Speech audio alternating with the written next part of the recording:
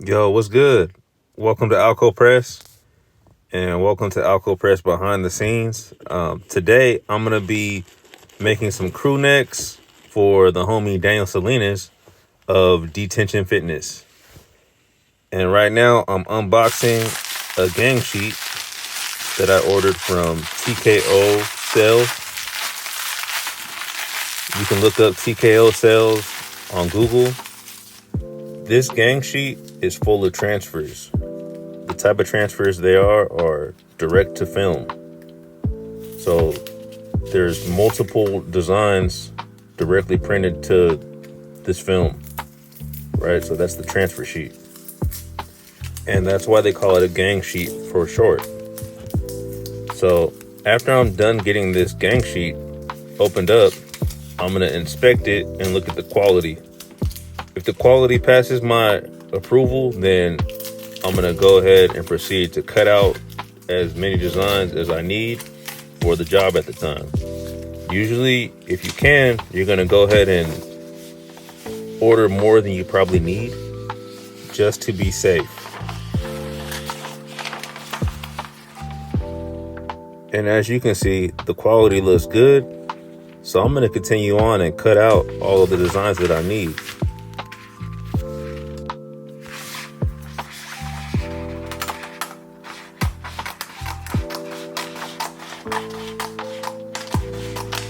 If you're truly into making shirts, I'll kind of paraphrase the process that I use right now, actually. So at this point, we already have the transfers, but what went into getting to this point is we've already purchased garments. So we have the items that we want to heat press on. And then, of course, we're going to have the heat element, a heat press. And in this case, I also have a mini heat press as well for small designs. So you'll need a heat element, some transfers, and then some garments. And you're pretty much good to go. Everything else you can kind of figure out, what else to add in as you go, and things will come about and you'll have to add on to your collection and your resources that you use. But other than that, it's pretty straightforward.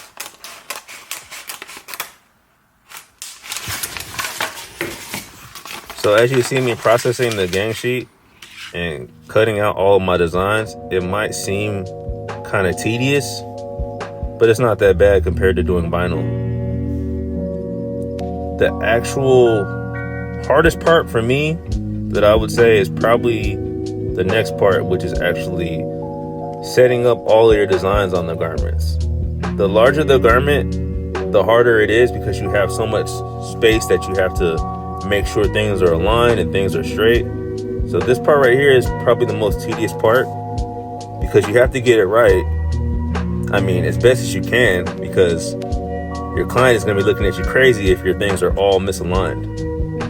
So you're going to have to use a little bit of measuring, but keep in mind, no garment is really made exactly the same.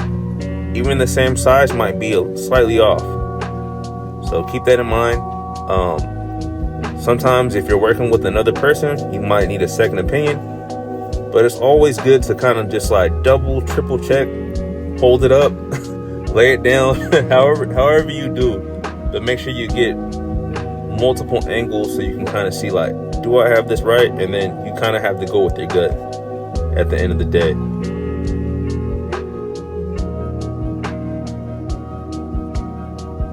If you made it this far into the video, please go ahead and drop a like, a comment, or a subscribe. Actually, you can do all of the above and it'd be greatly appreciated.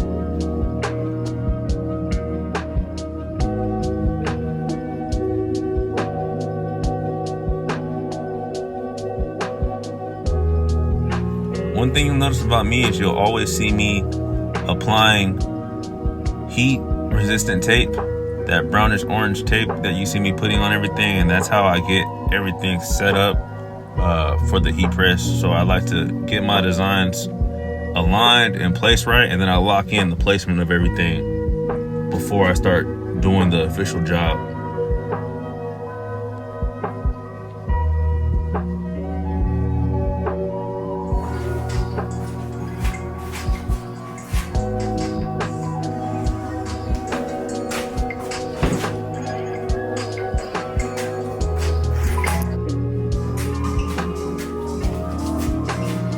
Sometimes I'll be moving and grooving when the workflow is right.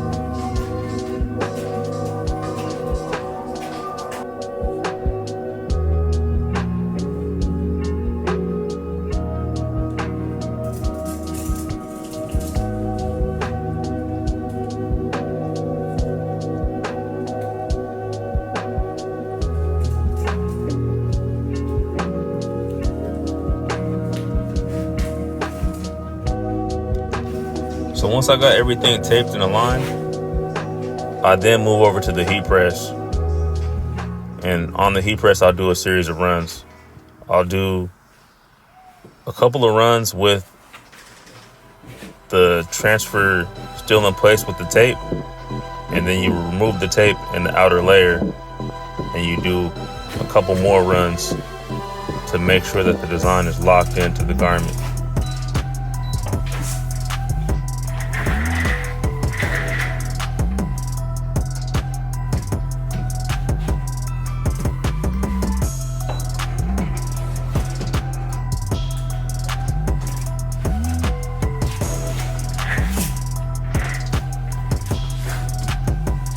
Every now and then you'll notice something when you're pressing, and you got to make sure you inspect it to get it right for your customer, and then get back to them with whatever feedback that you have.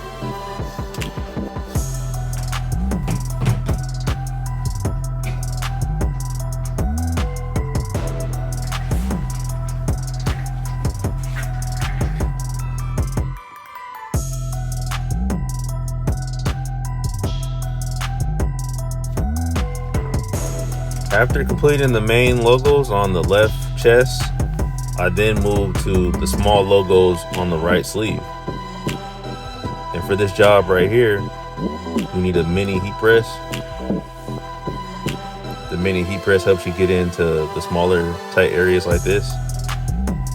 And you can see the design right there with the tape still in place. I do my first few passes like that. And by the way, each time you heat press your logo onto something, there'll be that film layer that's still on top of the design. So you'll have to peel that off along with the tape if you've done it this way, if you're using tape. So I do my first few runs like that. Each run I do, each press, I do about 10 seconds. So I don't torch the design or anything like that. So I do about 10 seconds and I let it breathe.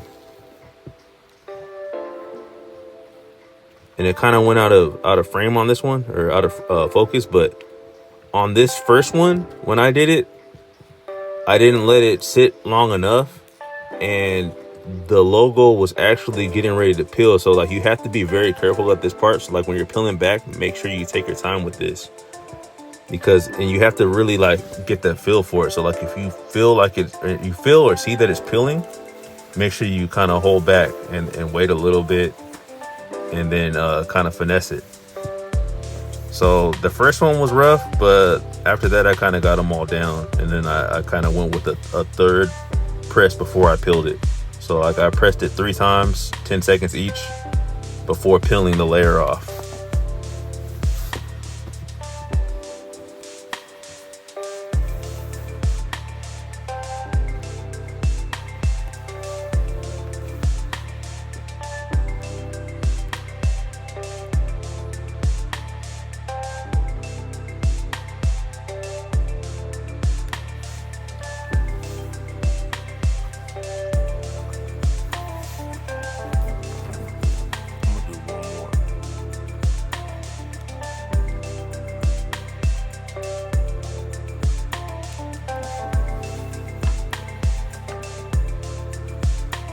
Once you've successfully removed the layer and the tape, the film layer, you're good to go pretty much. The hardest part is just making sure that your design's still intact before you do your final heat press runs. After that, you're just basically locking in the design into the garment.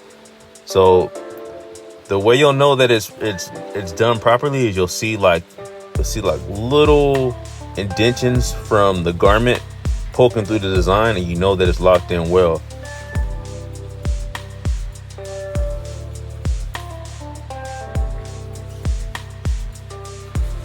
Whenever you're using a mini heat press, you want to make sure that you have some type of hard surface underneath the area that you're pressing. Otherwise, you might have a seam end up in your design. So you could basically ruin the design and ruin the whole garment if you do that wrong. So you got to make sure you have something that's pretty sturdy underneath, so then when you heat press, you hide whatever seams are lying underneath the design. Otherwise, it's all bad.